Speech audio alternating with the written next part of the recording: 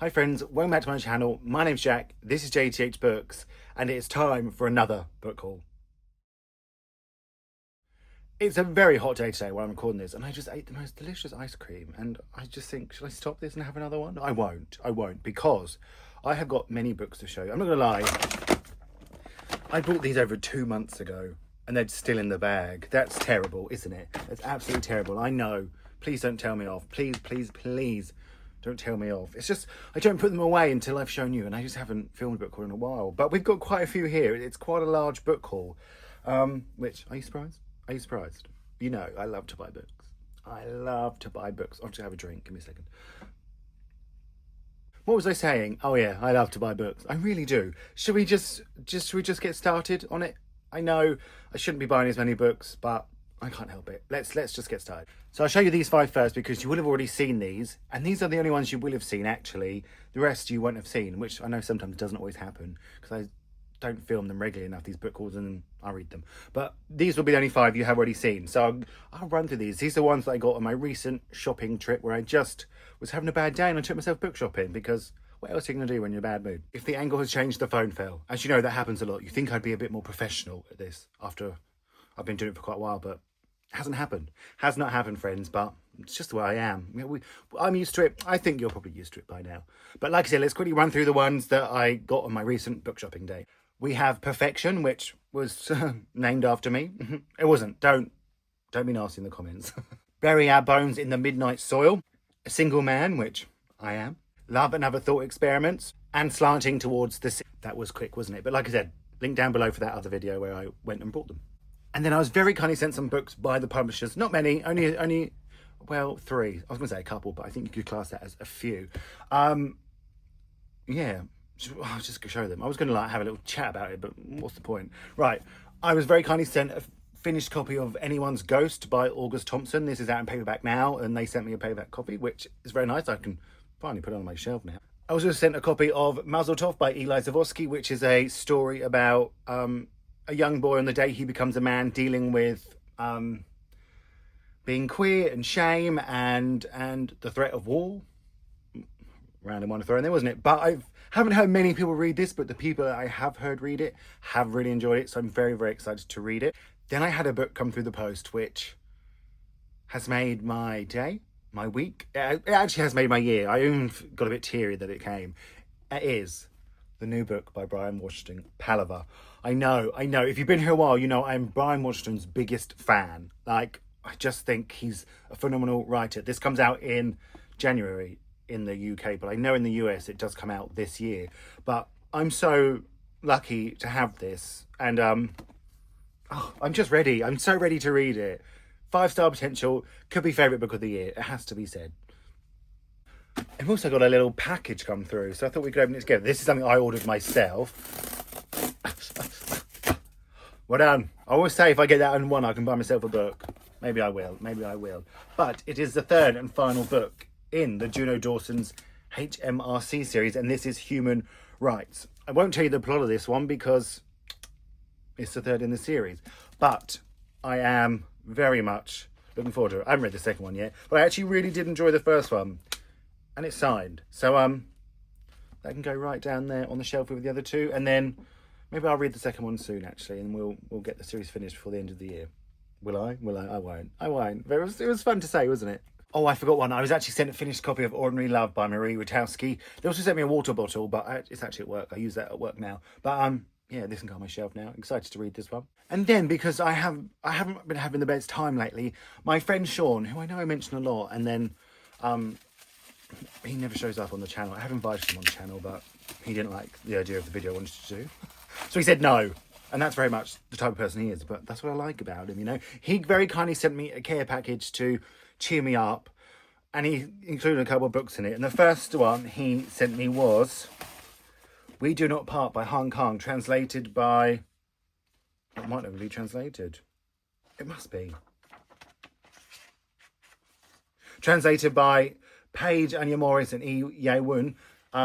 A signed copy, an independent bookstore edition signed copy. It was so nice of him. But he also sent me Dolly Parton and James Patterson, Run, Rose, Run. That is signed. by Dolly Parton. I love Dolly Parton. She's here. I love Dolly, and I've got another one too. I've been to see her in concert. So yeah, it was very exciting, very kind of him. It had chocolate in and a little get well message, and he was just really, really lovely. But very grateful to be sent these two books, and Dolly Parton, a signed book by Dolly Parton.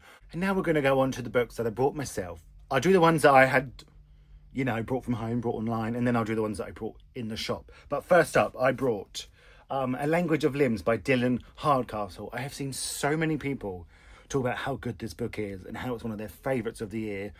And so FOMO, I don't want to be left out. Let's see if it'll be one of my favourites of the year. I've got to actually read it this year. The year's ticking on a bit, and the reading's still going so terribly. I also brought The Edges by Angelo Tjessens, translated by Michelle Hutchison. It doesn't say what... Oh, ow. Oh, I really hurt myself. It doesn't say what language it's translated from.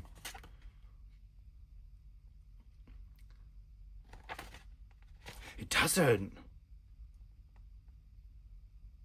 First published in Dutch. There we go. You just have to read these things. But I've heard, again, brilliant things about this one. I have no idea what it's about, though. But it's a very short book. It's less than 100 pages, but I've heard absolutely brilliant things. A man returns to his hometown to clear out the flat of his recently deceased mother, where he cannot resist visiting his former lover. So many of these are 5-star predictions. So many of these are 5-star predictions. Oh, let's get excited about books again. Then I brought another James Baldwin because I often sort of think he's one of my favourite authors, but I've only read one book by him. So it is Tell Me How Long the Train's Been Gone by James Baldwin. At the height of his theatrical career, the actor Leo Proudhammer is nearly felled by a heart attack. As he hovers between life and death, we can see the choices that have made him invariably famous and terrifyingly vulnerable. Again, I've actually had really brilliant things about this one.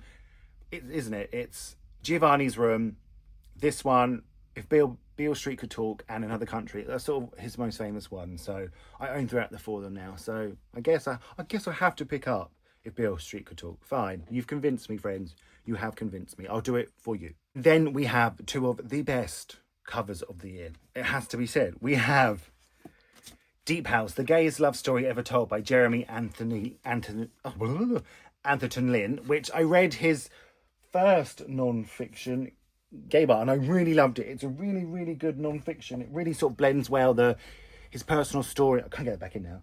His personal story and the importance of gay bars. And this one is another one where Jeremy Young, a young American, has met British boy of his dreams. What, he met me.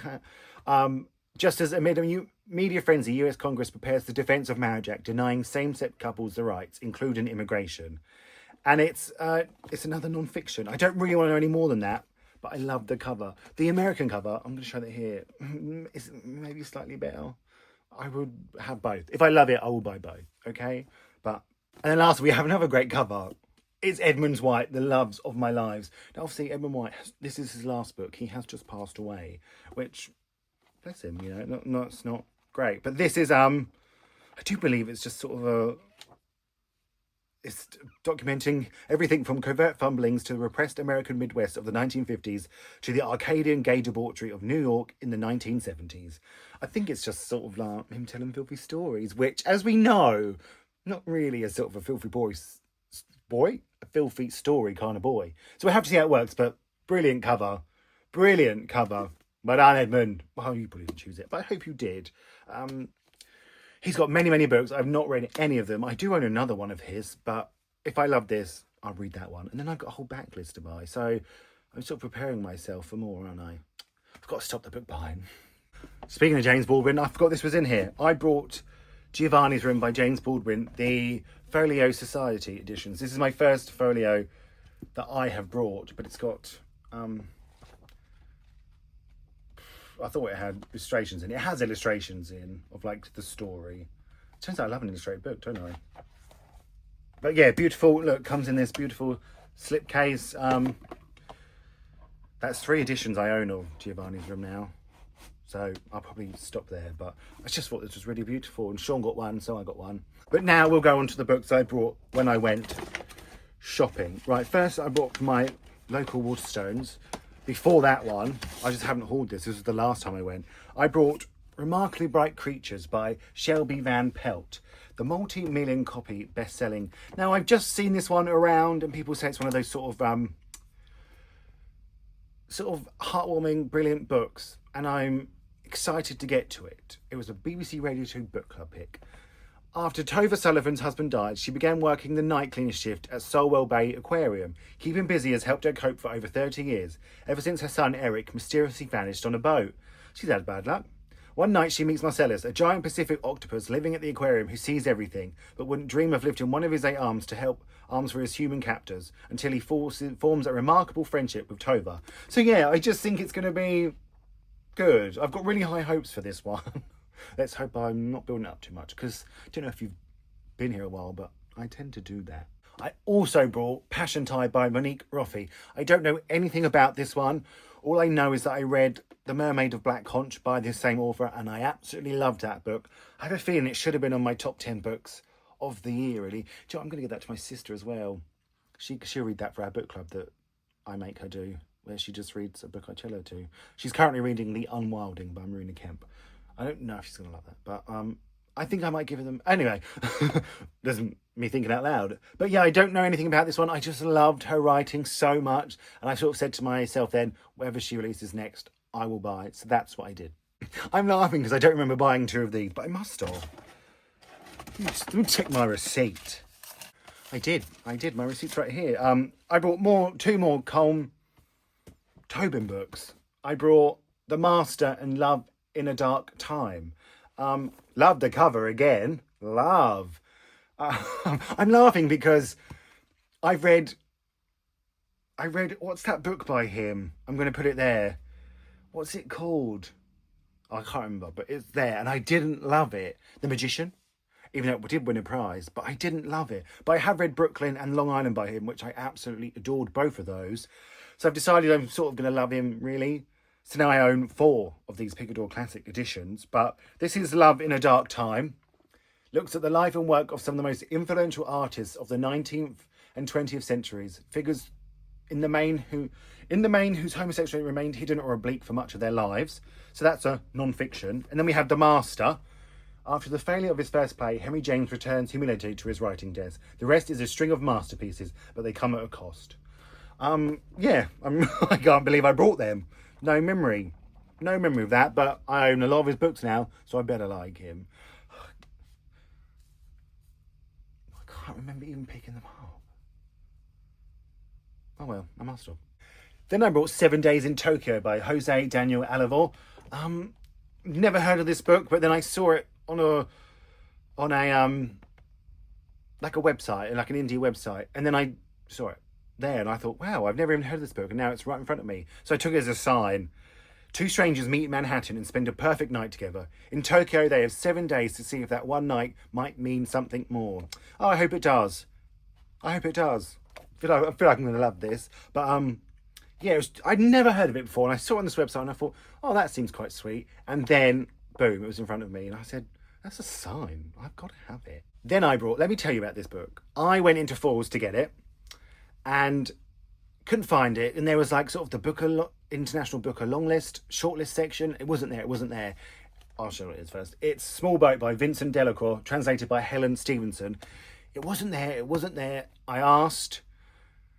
I was a brave boy and I asked. Do you know what? I took a photo in there for my Instagram with this bag, which has more books in here, with this bag and the book, and I put my rucksack down and I walked away and left it there. I'll show you that. There's me taking the photo, and then I leave the bag behind. I was just like, bye, see ya. It wasn't so I was buying the book, and I thought, oh my god, what was I saying? Oh, about this book. And I said, have you got any copies of Small Boat? And he said, oh, it's very popular, but he said, we've got some in. They had 3 copies in. He said, they're just upstairs. So by the time I asked and went upstairs, 3 copies had been sold. That's wild, isn't it? I know I'm not like the fastest boy on the planet, but I didn't go too slowly up the stairs. So then I asked again upstairs, and he was like, oh no, they've just sold. And I was like, wow. And he was like,